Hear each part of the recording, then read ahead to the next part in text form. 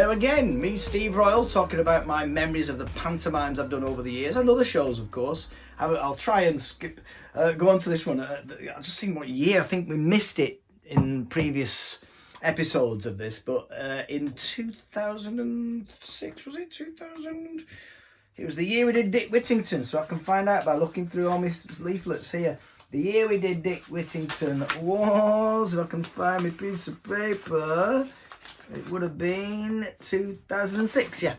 So 2006, I did my first summer season at the Grand Theatre with the fabulous Johnny Casson. What a funny man and what a lovely man as well. Tony Joe was comparing it. We had Guy Barrett, a good friend of mine, he'd been a friend for years and years, even before, when I was at Camelot days, he became a friend there. Leanne Fury, great singer. Claude Powell, fabulous singer. And it says here, guest artiste, mystery talent.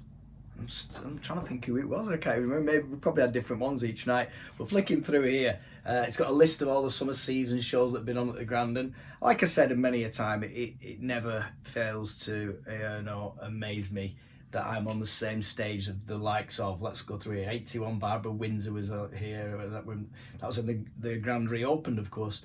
Les Dawson, Gary Wilmot, Bobby Daverill, the Grumbleweeds, Little and Large. Bless it, as I'm recording this, this is the day sadly we lost Eddie Large. And he was a big influence on my early life as a comedian.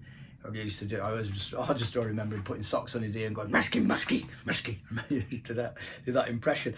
So that was the first variety at night, and I think that was probably the last full variety show, the summer season show, if you like, at the Grand Theatre. Since then it's been single nights until last year, of course, when they did the fabulous 80s around the world in 80s days, which was brilliant. I hope you got to see it, and I hope he gets to tour that show, because it was exceptionally good. Right, let's move on then, shall we? So I mentioned very briefly the summer seasons. Oh, I did a good brew that. Sorry, I had to sip it. It was a good brew. Right, where were we up to? Well, we'll try and whiz through, because I think this is my last episode, so I'm trying to whiz through some more.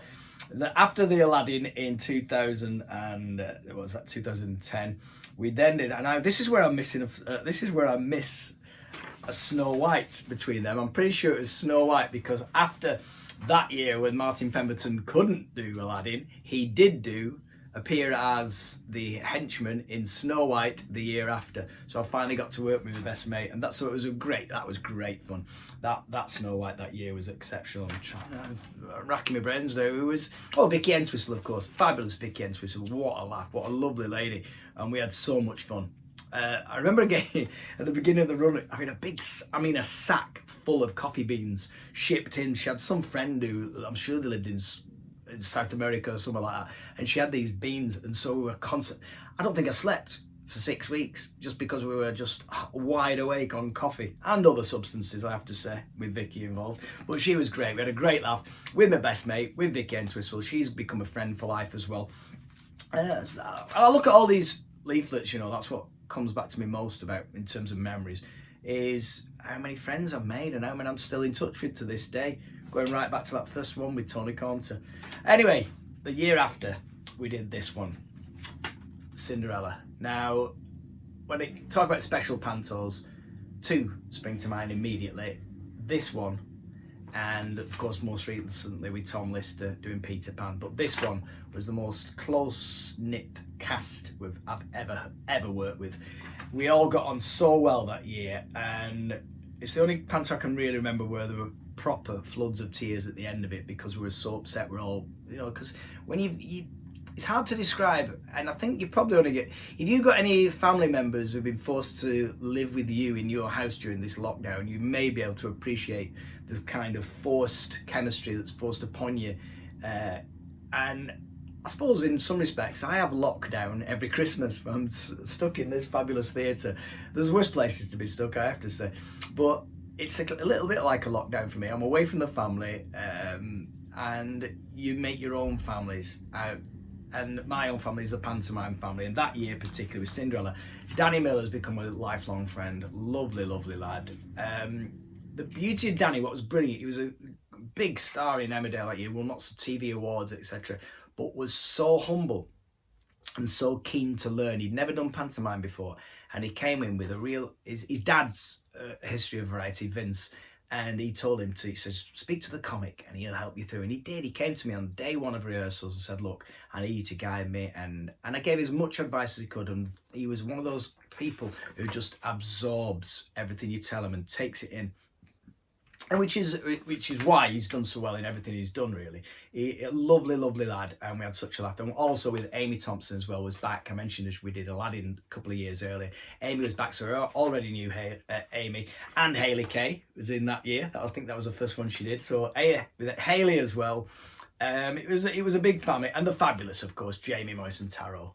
Jamie and Taz, right, as we call them, and they've always been the Ugly Sisters. Well, Jamie's always been the Ugly. Taro joined this year, I think this is the first one he did, and Richard Colson again as Baron Hardup. I'm just looking at this. We were such a tight knit, and so that one is certainly up there as one of my favourite pantos ever. And then the year after, I'll have to whiz through these as quick as we can. Got to finally work in Peter Pan with the fabulous Tom Lister for the first time. The only person who I know has come back and played the same role twice when he came back for Panto. The reason was, well, you only had to come and see the Panto this year to know the reason. Fabulous actor, both on stage and off. For morale, there's no one better. Boosts your morale. He's I can't sing it. Only the fact that he's a good friend, and he probably watched this, that's the only reason I'm not going to overpraise him too much to you like now, because I love that man so much. Like I said, his enthusiasm is incredible on and off stage.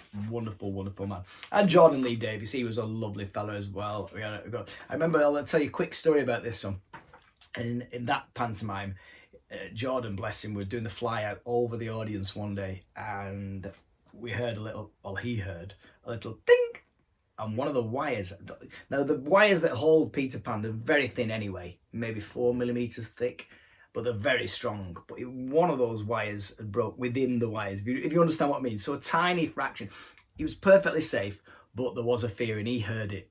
And all you hear, he was doing the fly, gravity, defying gravity, nothing bring me down. He hit this final note, and as he flew off, forgot to turn his microphone off, and all you heard over his microphone backstage was, get me down, please get me down.